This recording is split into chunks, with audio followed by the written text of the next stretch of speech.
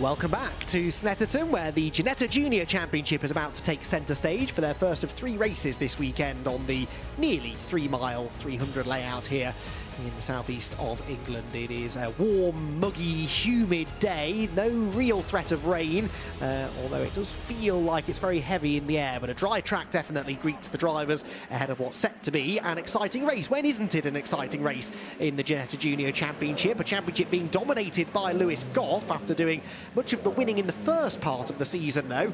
Other drivers are now starting to find their feet. One of those being Melvin Kaluzdian, who is chasing a maiden victory in the Ginetta Junior Championship. His R-Racing car, the Red Bull-backed driver, starts on pole position here this weekend.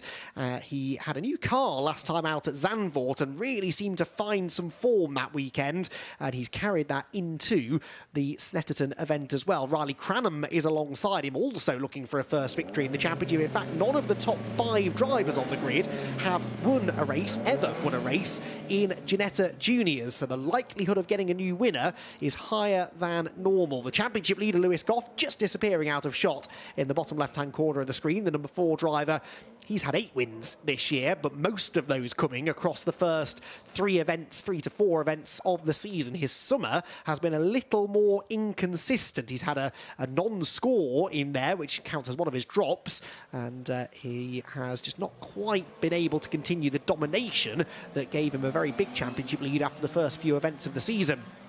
That championship lead, though, is still 72 points over Harrison Mackie, because no one else has really found any consistency either over the summer months. And so Lewis Goff, with these 9 races to go in the championship, it is his to lose, but he can't afford to start having any really bad results. He's already, as I said, using a 0 score as one of his 2 drops, and if he starts having more dramas, it could open the door for other drivers to challenge for the title.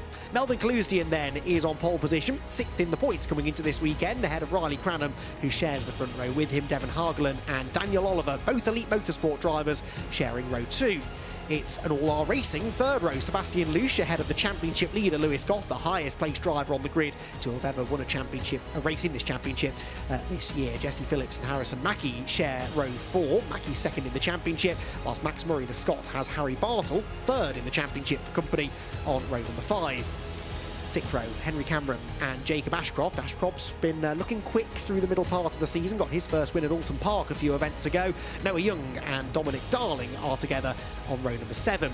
8th row for Addison Smith, one of the MDD Motorsport drivers. He's got Josh Watts alongside. Josh Watts had been given a penalty earlier on in the weekend. Louis Radcliffe and Ethan Brass together on row 9, ahead of Vicky Farfus and Bailey Doughty to complete the top 20 starters. Oliver Vaux and Andrew Robinson on the 11th row, with Maxime Caruc, the Canadian, and Aniso Mafumalo, the South African, starting at the back of the 24-car grid. So, there was already a 5-place grid penalty for Jacob Ashcroft. That was applied immediately after qualifying. So Jacob Ashcroft actually qualified inside the top 10, the Alton Park winner, but will be starting from, well, it was originally going to be 30th on the grid. That has now become 12th because one of the drivers who out-qualified him, Josh Watts, has also been given a penalty. And this is for behavioural warning points that are accumulated over a season for drivers who are deemed to have been responsible for contact or other driving infringements. And so Josh Watts, after qualifying, picked up some more behavioural warning points, and he's been docked 5 places as well and will start 16th on the grid. Those are 2 quick drivers, though. Josh Watts, who was one of the stars of the show of the first race at Alton Park before the rest of his weekend rather unravelled a little bit. And he'll be hoping to climb up the order from 16th on the grid. Getting a look through some of our onboard cameras here. One with Harrison Mackie looking backwards by the looks of it. He'll be hoping that that's the best seat in the house looking back from his car, but he starts nowhere near the front of the field, really. 8th on the grid for the driver who's 2nd in the points. Harrison Mackie, 3 times a winner. It's the 2nd most wins of anyone this season, but such was Lewis Goff's dominance at the start of the season. He'll be going some to match his tally of 8 wins. He does start directly behind Lewis and must outscore him, really, in every race now, between now and the end of the season, you feel. Mackie realistically the only driver who could stop Lewis Goff. Harry Bartle, who is third in the championship and was actually Lewis's biggest challenger in the opening event of the season at Donington Park. He is 106 points back. It's very close from third through to fifth. Only 5 points covering Harry Bartle, Jesse Phillips and Jacob Ashcroft. So even if Lewis Goff ends up winning the championship with ease, there will still be some battles to keep an eye on just behind him in the championship race. For now, though, all thoughts of points go out the window. It's about that race into the first corner and the 20 minutes of racing to come after that. The red lights on the Snetterton starting gantry illuminate. When they go out, we're away and racing in the Ginetta Junior Championship. That happens now. And does Melvin Kaluzdian convert pole position into an early race lead? Well, yes, he does. It wasn't a brilliant start for Riley Cranham, and so Kaluzdian will hold an uncontested lead into the first corner. They're single file for the top 5 or so. Lewis Goff slots into 6th where he started, just ahead of his R-Racing teammate Jesse Phillips, and just behind another R-Racing teammate, Sebastian Louche. Lots of R-Racing drivers there. Kaluzdian maybe was the one that kicked up the dirt there out of riches. He, I thought, was going to have to defend from Riley Cranham into the Wilson hairpin, but Riley not quite close enough to take advantage. Wriggle their way out of the hairpin. We look back at Devon Hargelam, who I don't think is being followed by his teammate Daniel Oliver anymore. I think Oliver might have lost a position or two on the opening exchanges. Yes, Sebastian Louche is through into 4th position. He is the driver going uber defensive down into Agostini. There's a car off in the background. Number 9 of Bailey Doughty exits stage left and very nearly finds the barriers. That's a very odd place for a car to end up off the road after contact. Thankfully, I don't think he did hit the barrier, so should be able to continue undamaged, but a long way off the back of the field, of course. He'll be praying for a safety car now to get back into contention. Side-by-side action there through Hamilton. That's Noah Young out wide, and it's Henry Cameron to his inside. Now the outside into Oggies. And Addison Smith in the MDD car, the white and blue car behind. Noah and Henry leaning on each other slightly into the right-hander at Williams, which takes us onto the Bentley straight. Noah wants to close the door, but Cameron is very much still there and keeps on coming. Kept his foot in it on the bone-dry grass, which does yield a bit more grip than perhaps it normally would, and then gets a big shove from Addison Smith down the back straight. So that will move the Elite Motorsport driver ahead. Can Addison come through with him? The answer, I think, might be yes. He's certainly up the inside of Noah Young, but as so often is the case here at Snetterton, the inside for one corner very quickly becomes the outside for the next, and I suspect Addison won't be able to go through. There's a spin for the 27 car. That is Louis Ratcliffe onto the grass on the inside of Nelson. Couldn't quite see from that angle if there was contact, but his car was on the inside, I think, and broke traction. Oh, speaking of breaking traction, that's a very wayward line for the number 12 car of Daniel Oliver, and that compromised his line into Murray's and opens the door for the pack behind to come through. To his outside will go Jesse Phillips. Unsurprisingly, I was going to say unsurprisingly, Lewis Goff goes with him, but he doesn't. He goes with Daniel Oliver instead, gives him a shove down the pit straight and hangs his R-Racing teammate out to dry. Oh, and then has contact. The championship leader is around. Lewis Goff is off the road at the first corner. He might be wishing he'd gone with his teammate now. There's calamity at the first corner. Is that Harrison Mackie off the road as well? It might well have been. Did he get going again? Lewis Goff, I don't think he's going any further. There's more contact further back, and the luckless Anissa Mafumalo had nowhere to go and collided with a spinning car. Absolute carnage at Rich's corner, and we've got several cars off the road. It was Jacob Ashcroft that I saw there, the 46 car, who went off the road, the Elite Motorsport McLaren liveried car. So Jacob Ashcroft will be delayed in all of that as well. But we've got, I think, 4 cars that are stranded at the side of the road. One of them actually is not Lewis Goff. Lewis Goff has continued, but Harrison Mackie was in it, and Harrison Mackie is going no further. Harrison Mackie out of the race, and that's a massive blow for his admittedly fairly slim championship aspirations. So Mackie out, so too is the 26 of Jesse Phillips. I'm looking at the map tracker, and we're going to go for a race stoppage. The red flag flies, and our first Ginetta Junior race of the weekend is paused, not concluded, but paused a little bit earlier than planned. Well, drama aplenty. How bad is the damage on Lewis Goff's car? And how exactly did he end up in that position? He went to the inside of his teammate. He was gaining a position. There is Lewis with the smoke trailing from the number 4 car. I'm trying to listen in. The steering doesn't look straight, and there's a wheel dragging across the ground at an awkward angle. I'd be amazed if they're able to get that car back out there. So that could be a second non-score of the season, but ironically, the only driver really who could capitalise on that from a championship perspective, Harrison Mackie, is also out of the race. Here comes Lewis towards us. There's something hanging down under the car. Jesse Phillips watches on from the side of the road. He was in the wrong place at the wrong time there. Once one car spins at high speed in this style of racing, the rest of them behind often don't really have anywhere to go. There's a little bit of damage to the front of Harry Bartle's car by the looks of it. Now, Bartle is third in the championship. He could stand to gain out of all of this. It's not the way he would want to gain out of it, of course, but Harry Bartle, who's been probably the most consistent driver over the last few rounds, has survived that, admittedly with some witness marks on the left front corner of the 73 car, but he is in 6th position as the cars arrive down on the start-finish area. Well, we're in for, I fear, a reasonably lengthy delay here as we get those 4 drivers seen to, first of all, to make sure that they're okay, and then, and only then, will the marshals work on moving the cars out of the way. Lewis Gofflook is trying to drag his car back to the pit lane as Jesse Phillips has a chat with the doctor. The doctors will check with all of the drivers just to make absolutely sure that they're okay after what was a scary accident.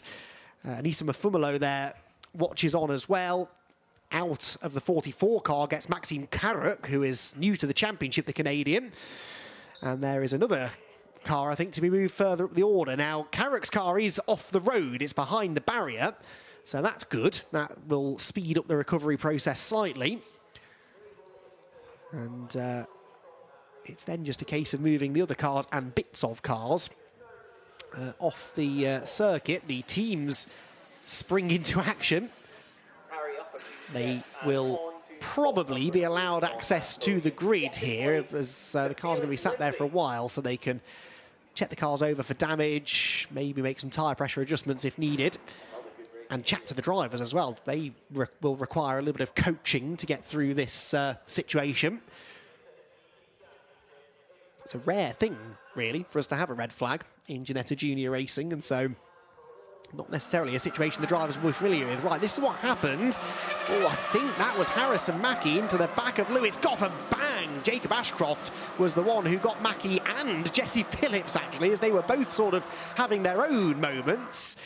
The 46 car, Jacob Ashcroft, sorry, came charging through, look, bang, into Jesse Phillips. He'd already had contact with Harrison Mackie, his Elite Motorsport teammate, and his car was out of control. Jesse very much in the wrong place at the wrong time. But then, talk about being in the wrong place at the wrong time. That was Anissa Mafumalo, who had slowed right down to avoid that and still ended up getting involved.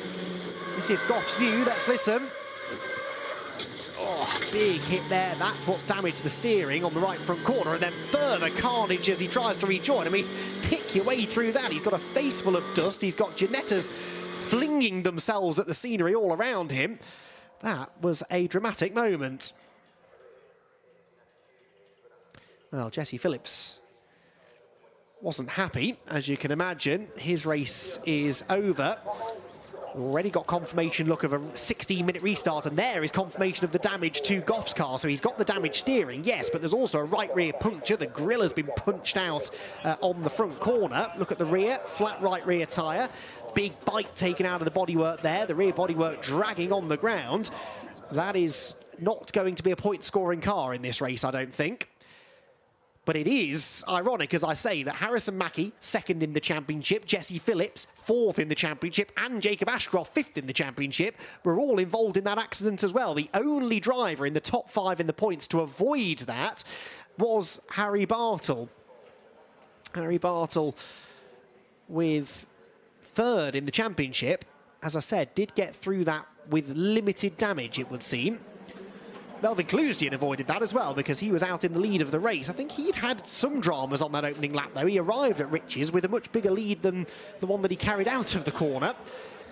But in the end, didn't really have to defend too rigorously. And the Red Bull back driver will be starting to focus in now on what it's going to take for him to claim a first ever victory in the Ginetta Junior Championship. Start line marshals go to work. They'll be handed a grid sheet from the timekeepers via or from race control via the timekeepers, although the grid, to be fair, will go back to the original grid order because we hadn't completed 2 racing laps at the time of the red flag. So it will be original grid order minus the drivers who were involved in that accident. So we won't have Lewis Goff, Harrison Mackie, Jesse Phillips, etc. So there'll be some gaps on the grid towards the back end of the top 10.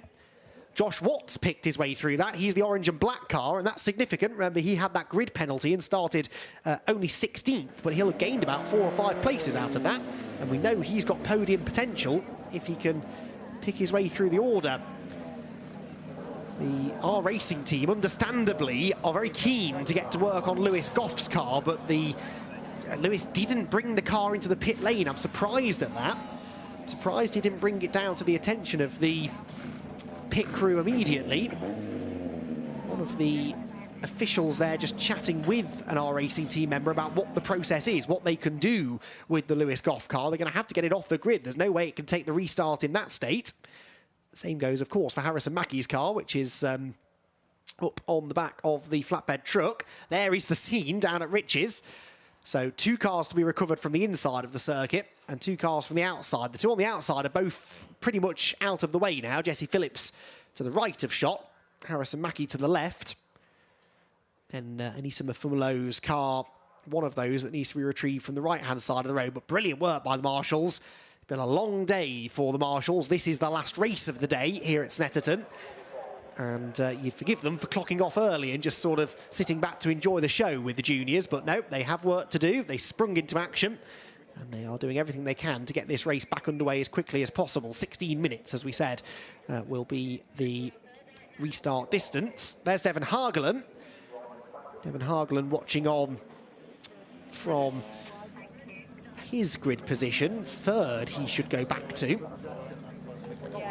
Devon Hagelin, who has had, just scanning through his results, a couple of top 10 finishes, including 2 last time out at Zandvoort. So Hagelin, another driver who's starting to find some form. For Lewis Goff, though, it's all unravelling at the worst possible time. He's desperately trying to gesticulate to the officials ahead of him what he wants to do, but it's ultimately not his call.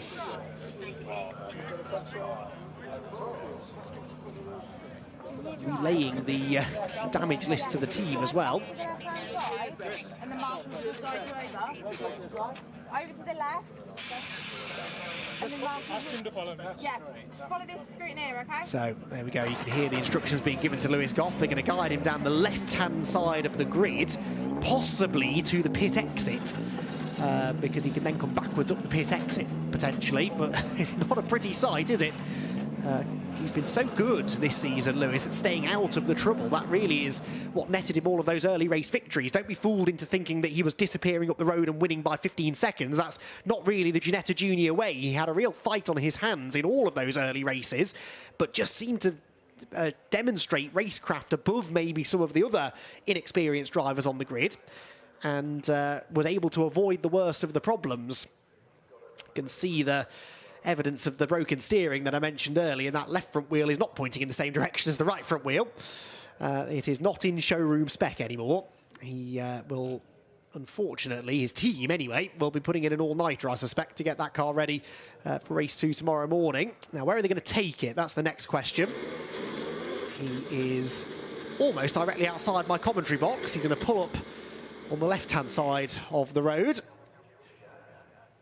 And he's now probably wondering where they're going to push the car next. Behind the barrier, I suspect, is the answer.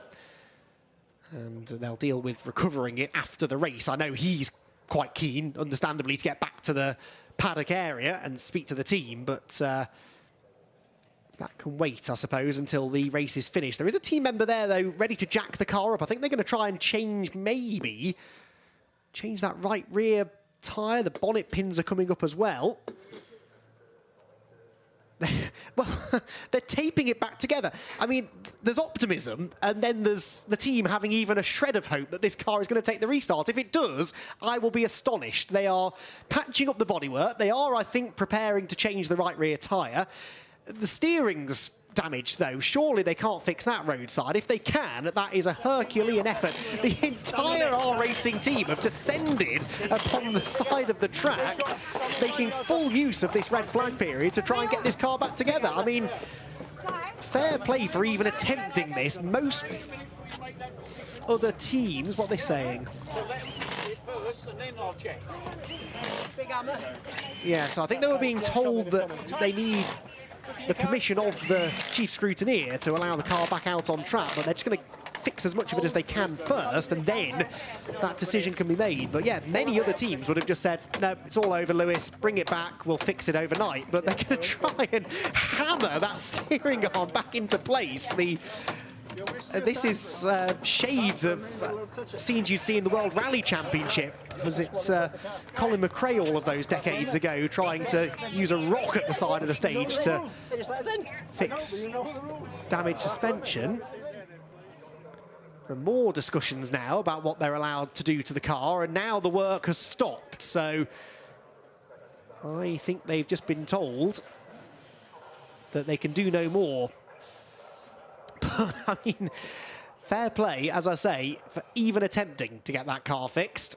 But unfortunately, I think Lewis is being guided behind the barrier, and that probably is his day done. But they were remarkable scenes. I've never seen anything quite like that. An entire team of mechanics sprinting across the grid to try and fix a car under the red flag period. But it's not going to be enough, unfortunately, and Lewis is going to have to spend the rest of the race watching from the sidelines.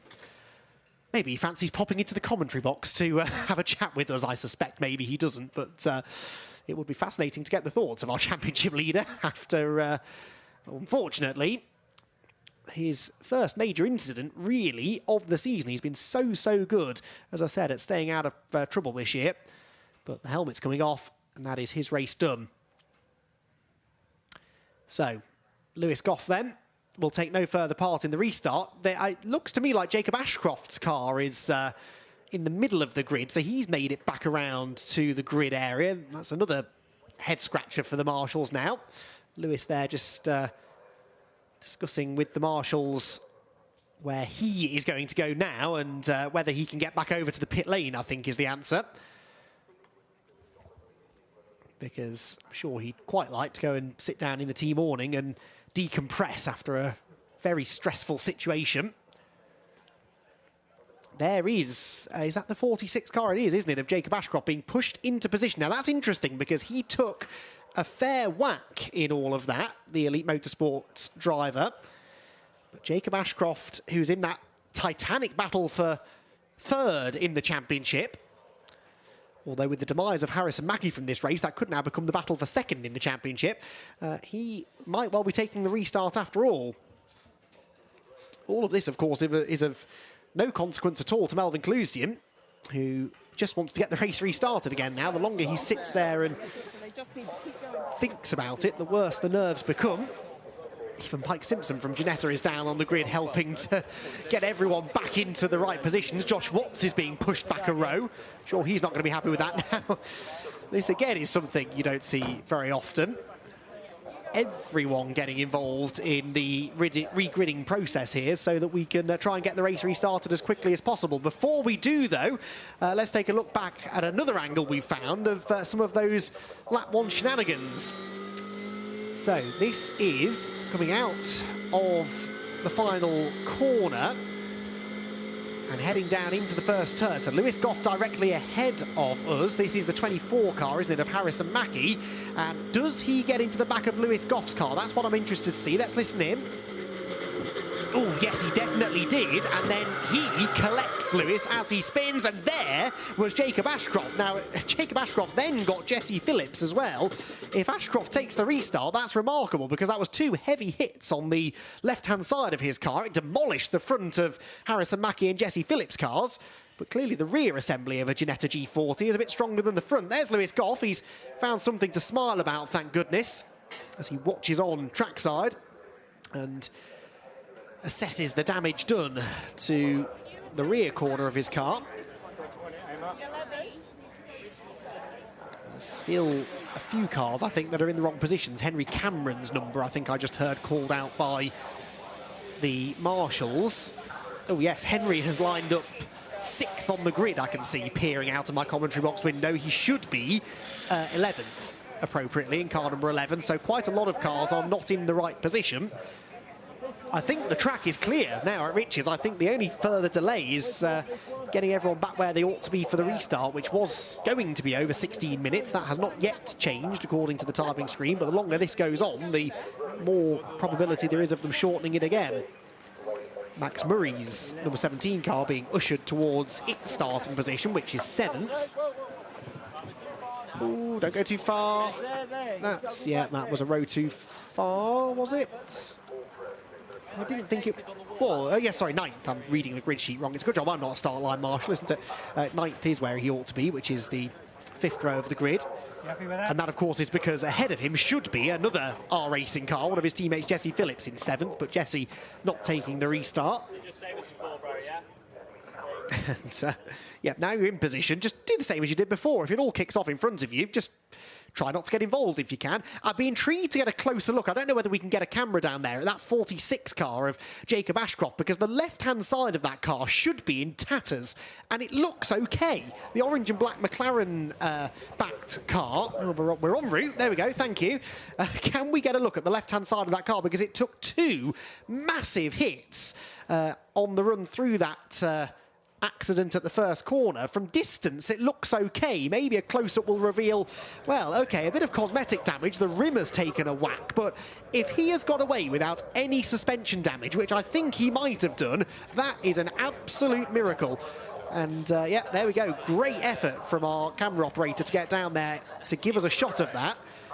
That car does not look anything like as badly damaged as it should be.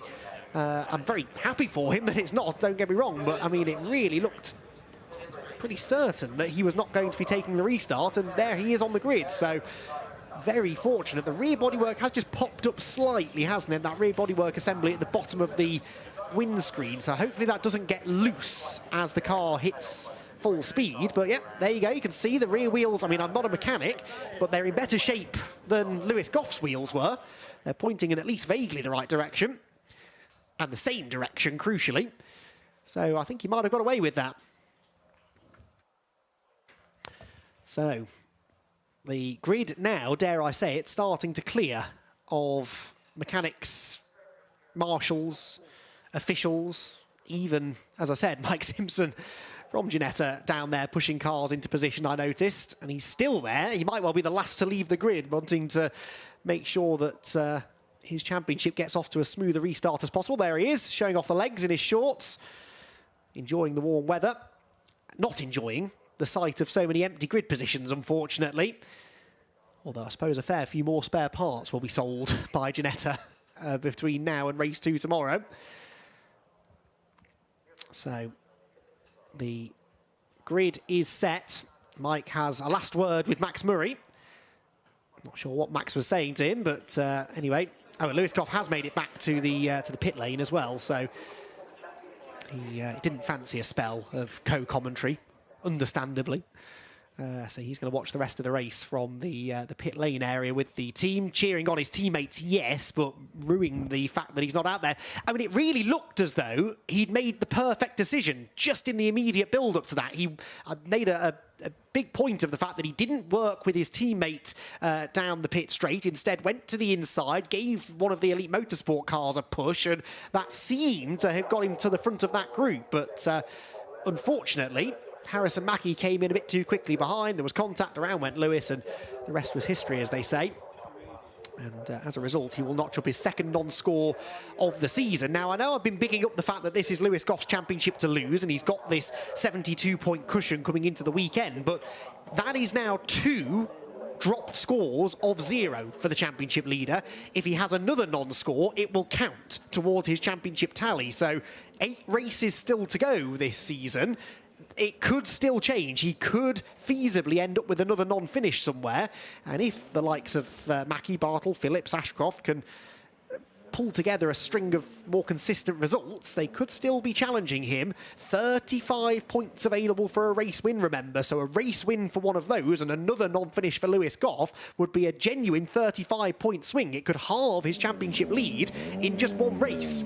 So it ain't over yet for Lewis. And I think it's going to be a really nervy championship running now for the R-Racing driver.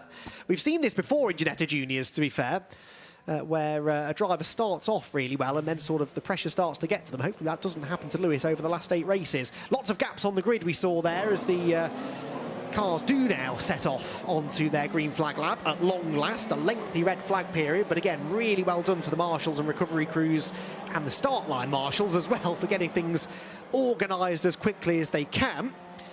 And we are now set then for a resumption of the race. For what it's worth, let's take another look at how the cars, some of them anyway, will be lining up. Melvin Cluesdian is there, we know that. He will share the front row with Riley Cranham. Devon Hargeland and Daniel Oliver are both there on row 2. Sebastian Lusch, I think, got through that, but Lewis Goff, as we've documented, will not be taking the start from 6th on the grid. Jesse Phillips, also a non-starter. Jacob Ashcroft miraculously is in the McLaren-backed Elite Motorsport car. Harrison Mackie, his elite teammate, though a non-starter. Max Murray will have the 5th row all to himself. Harry Bartle, significantly 3rd in the championship. He got through that. He'll be starting from row 6th alongside Josh Watts. Then Henry Cameron and Noah Young will share the 7th row of the grid. Row 8 for Dominic Darling and Addison Smith. Louis Ratcliffe and Ethan Brass are there on row 9. Row 10 should be Vicky Farfus. Yes, I can see Vicky's pink car towards the back of the field ahead of Bailey Doughty. Oliver Vaux and Andrew Robinson next, though it may have been Robinson who spun across and collected Anissa Mafumolo. Mafumolo will not be taking the start, nor, as we saw, will Maxime Carrick. So the cars head out onto the Bentley Straight on their green flag lap. We will have a 16-minute restart. The red flag was out for about 20 minutes, which is how long the race should have been. We should have been waving a checkered flag about now. Significantly, though, if Lewis Goff had pulled into the pit lane at the beginning of that red flag period, rather than pulling onto the grid, I think the rules would have allowed the team to work on the car. I think the conversation that would have been going on with the scrutineers down on the start-finish line was that they're not allowed to work on the car on the grid, but I think the regulations would have allowed them to work on it from the pit lane. So very, very good point made, I will be honest, by my producer in my ear, but it was a good point, and I do think that is going to be something he'll be ruining. Why did he not come into the pit lane? Why choose to take what was very clearly a wounded car onto the grid? I suppose it's difficult for the drivers. We have obviously the luxury of seeing the car from the outside, but the driver inside, all they can do is work off what they're feeling. For all he was concerned, it could have just been a puncture that the team could have fixed pretty quickly on the grid. But anyway, the decision was made. He wasn't able to take the restart, and that means our championship leader is going to notch up his 2nd non-score of the season, and that means every result that he gets now through the final 8 races of the year will count towards his points tally, and that could just provide a sting in the tail come the end of the season. The onus now then, I guess, is on Harry Bartle and Jacob Ashcroft to try and score as many points as they can. Bartle 106 points behind Lewis Goff, but Lewis will only score 12 points from this race because that was his current drop score. So if they can get a really good result, they could start eating into that advantage. Ashcroft 111 points back, only 5 behind Harry Bartle. Right, take 2 of race number 1 for the Ginetta Junior Championship here at Snetterton. Melvin Cluesdian's got to try and repeat that demon start that he made from pole position last time. It looks like he has done. Another really good start and another not so good start for Riley Cranham. In fact, Devon Hargeland this time is able to get his Elite Motorsport car to the inside. So Hargeland, I think, is going to move into 2nd place. Daniel Oliver will try to go with him. And of course, Riley Cranham will try and hang it tough around the outside. He's not going to have the momentum to hang on to 2nd place. Can he keep Daniel Oliver behind him and hold on to 3rd? That's the question. Onto the brakes into the Wilson hairpin. I think Oliver's going to go through, and then Sebastian Lusch moves up to challenge his R-Racing teammate as well. That looks like Bartle on the outside battling Max Murray for 6th in this truly depleted field. There's a big gap in the middle of the pack because that's where most of our non-starters should have been. There is Jacob Ashcroft's orange number 46 car. What sort of a car does he have underneath him after those 2 big impacts that he had in that red flag stoppage incident at Rich's Corner? right in the middle of the battle at the moment as Kaluzdian rounds Agostini for the first time. He's already starting to get away, and if the cars behind him start to battle, he could have a pretty easy time of it. I don't think that's what's going to happen though, because Devon Hargland and Daniel Oliver are teammates behind him. They should work together to catch the leader as Addison Smith goes grass tracking out of Hamilton. That's Josh Watts to his outside. And Josh, in fairness, left plenty of space there by Addison coming out of Oggies. Leans on him a little bit, turning into Williams though. And that could open the door for the 27 car to come through. That's Louis Radcliffe's our racing machine. But no, Louis not quite able to fill the gap and settles back into the slipstream. That all-important slipstream down the Bentley Straight. Snetterton is not quite as slipstream-centric a circuit as some. We have the two really long straights at the start and middle of the lap, but the rest of it is much more technically demanding than some other circuits. Still promotes really close racing now, as we're seeing. Josh Watts was on the grass coming into Brundle, but he has managed to get the better once and for all, he hopes, of Addison Smith.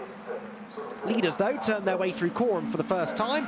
And it looks to me as though Devon Hargland is starting to go after Melvin Kaluzdian. He's dropping Daniel Oliver slightly in third, who's got Riley Cranham and Sebastian Louche for company. Robinson there out wide. Vicky Farfus, daughter of former World Touring Car and International Sports Car racing star Augusto Farfus, is right in the thick of this battle as well, as they all kick up the dirt coming out of the final turn. It's game on at the front though. Devon Hargland's right in the wheel tracks now of Melvin Kaluzdian, crosses the line, only a tenth and a half behind the Red Bull car, and I thought might have tried something into Riches, decides better of it, and instead tries to set up for a good exit from the turn. We're on board with the fourth place man, Riley Cranham. Daniel Oliver is obscuring our view rather of the battle for the lead, which heads into the Wilson hairpin, still single file. Cranham though goes for third on the inside of Oliver and will move by. Sebastian Louche tries to go with him as well. Way wide into the grass goes Oliver, but again there's plenty of grip on that very, very dry grass, and so he keeps his foot in it, keeps the inside line for Palmer's, and I think might keep fourth position out of all of this. He will lean on Sebastian coming off the turn. The next two corners are also left-handers, so that will favour the car on the inside. Is that former British Touring Car champion Tom Ingram watching on? Yes, it is. Of course, Tom came through the Ginetta Junior Championship, I don't know, 15, 16 years or so ago now. And great to see that he's still keeping an eye on the always popular and always competitive Junior Series. Wonder what Tom makes of the 2026 crop of talent. We've got some very talented drivers out there. And hopefully they're going to put on a show for us over the remaining 12.5 minutes or so of the race. Up towards Williams come the leaders. Kaluzdian then with, what's that, a 2-car length advantage over Hargland. Riley Cranham, though, seems to have good pace in third, having broken past Daniel Oliver at the start of the lap. I think he is starting to make inroads into the leaders, potentially. Keep an eye on the lap times there as Dominic Darling there moves up alongside seemingly a struggling Jacob Ashcroft. I would have been surprised if Jacob had proper front-running pace in this race, but any points he can salvage could be useful. Sebastian Louche there leans on Daniel Oliver as he tries to take fourth position away from him. Wherever Daniel goes, it seems, he's being assaulted by our racing drivers, because Max Murray is there to take advantage of that as well. And that's 3 positions lost to 3 R Racing cars in half a lap for the number 12 driver. Daniel, who runs under a Spanish licence, is going to drop down into 6th position by the end of the second lap of racing. Out onto the centre straight we go again. Now let's look at the lap times at the front of the field. Kaluzdian and Hargland pretty evenly matched, but I reckon Daniel Oliver's a bit quicker than them. Let's see. Kaluzdian breaks the timing beam, new fastest lap of the race at 21.0, immediately beaten by Riley Cranham, a 2:20.9, so he was 2 tenths quicker. And that was with an overtake at the start of the lap, which no doubt would have lost him some momentum. So Cranham is the fastest man on track, and he's in the slipstream of the leading 2. So Riley Cranham could be on, maybe, for a maiden race victory, as Daniel Oliver sends it back up the inside of Max Murray. He's had quite enough of being overtaken by our racing drivers, thank you very much, and decides that he's going to take that position straight back. The top 7 positions are all filled by either Elite Motorsport or our racing drivers. Kaluzdian our racing, Hargland Elite, then Cranham and Louche from our racing. Oliver back up into 5th position now for Elite, but he's got the R Racing car of Max Murray and then his Elite teammate Henry Cameron behind him. The best of the non-Elite drivers is Noah Young, who runs in 8th position. And he would love to try and dig his way up into the further up into the top 10, if at all possible. That's his first target, Henry Cameron's number 11 car with the green highlights. Now, further back, how is Harry Bartle getting on? Bartle is ninth. Oh my word, that was Josh Watts, I think, attacking Dominic Darling. As there, Vicky Farfus nips up the inside of Louis Radcliffe. That's for 14th position, I think, and Bailey Doughty will go with him in the MK Racing car. So not for the first time in this race. Car 27 is a bit wide going on to the Bentley Straight. Meanwhile, Daniel Oliver defending his newly reacquired 5th position from Max Murray, who sails round the outside through Brundle. That's the inside for Nelson, and through he goes. So proper to and fro battle between the two of them. Oliver wants the inside line into the bomb hole, can't get there. They're both going to be so slow through the corner, though. That causes a real stack up as Henry Cameron and Noah Young nearly ran into the back of them. And Cameron says, right, well, if you're going to drive around the inside of the track, I'll go to the outside. That didn't really work, though. And Noah Young gets up alongside him. That's the outside for Murray's, where there's a sideways Dan Oliver and a very defensive Max Murray. Surely Young's not going to go around the outside of all of them. He's certainly going to go around the outside of Daniel Oliver. Harry Bartle joins in as well, and Jacob Ashcroft. So critically, two of our championship front runners then, the white, black and green number 73, the orange and black number 46, are now potentially starting to gain some positions out of all of this. What they really can't afford is for all of this to end in contact. So far, so good. They're keeping it clean, but it's crucial that those two try and get to the front of this group if they can. Max Murray is currently at the front of the group. Daniel Oliver wants to get to the inside of him into the Wilson Head, and there isn't really the space, but he goes for it anyway. Fantastic. Daniel Oliver finds a gap where I didn't think there was one and gets back ahead of Max Murray. That's the 4th time they've traded positions in the last 2 laps. Brilliant racing. And the number 12 car gets back in front. Noah Young and Harry Bartle now go side by side. Bartle round the outside through Palmer's. That will still be the outside when we get to Agostini. And it's an awful lot harder to go around the outside through this tight, slightly downhill hairpin. Meanwhile, at the front of the field, we've got a battle for the lead. Devon Hargland has realised, I think, that Riley Cranham is arriving behind him at pace and is trying to get through. Oh no, that's Ashcroft. That is Jacob Ashcroft, and this time he's definitely out of the race. That car is not going any further. Out he will get, and the driver, who is 5th in the championship, is not going to see the checkered flag. It was a bit of a miracle that he made the restart anyway, but that will be of no consolation for him. He's going no further, and that surely will have to be a safety car because the car is in a dangerous position. The bonnet's in the middle of the road, and I think it's broken the radiator. Oh yes, he's just realised how much damage there is. Well, that is the emotion that no one really wants to experience in motor racing. He is counting the cost already, I'm sure, of that. I'd have to say, fairly expensive looking accident. Yes, the radiator's off the car completely, and that's left a lot of fluid on the road. The safety car has understandably been scrambled. There's another car showing us stopped down there, that being Addison Smith, at least on my tracker. I'm not sure how accurate that is. But Addison is dropping down the timing screen, isn't he? So I wonder whether... Yes, there he is, look. So Addison Smith, was he involved in this? His car doesn't look as badly damaged. I think there is steering damage to the right front corner, but the 15 car that is down at Agostini as well is a second retirement from this incident. The MDD driver doesn't exactly slam the door, so doesn't seem as angry as you might expect. Is that maybe a suggestion that he might have some responsibility for what happened down there? He's going to wander over to Jacob Ashcroft. I'd be intrigued to know if they then have a conversation when they meet each other. P1, focus, it says to Melvin Clusian. He has 6 minutes to go. This is what happened then. So keep an eye on the orange car of Jacob Ashcroft. Addison Smith is way behind, so I think Ashcroft's going to have a spin. Yes, he goes to the inside of Noah Young and Harry Bartlow and clobbers Max Murray, and that spins him. And unfortunately, Addison Smith, oh, and another car, was that Louis Radcliffe maybe, had absolutely nowhere to go. They collided with him. But that was a very ambitious move up the inside in a car that I'm not convinced was handling quite as it should have been. And Max Murray, yes, look, Max has dropped right down as well. So the 17 car coming into shot, he has fallen out of what was at the time, I think, 5th position.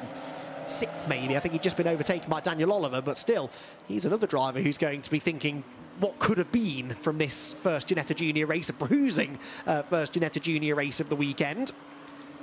The non-finish list is almost in danger of being longer than the list of those who do see the checkered flag. I think that's 7 retirements now. I'm exaggerating slightly for dramatic effect, but still 7 retirements is more than we're used to seeing in Ginetta Juniors.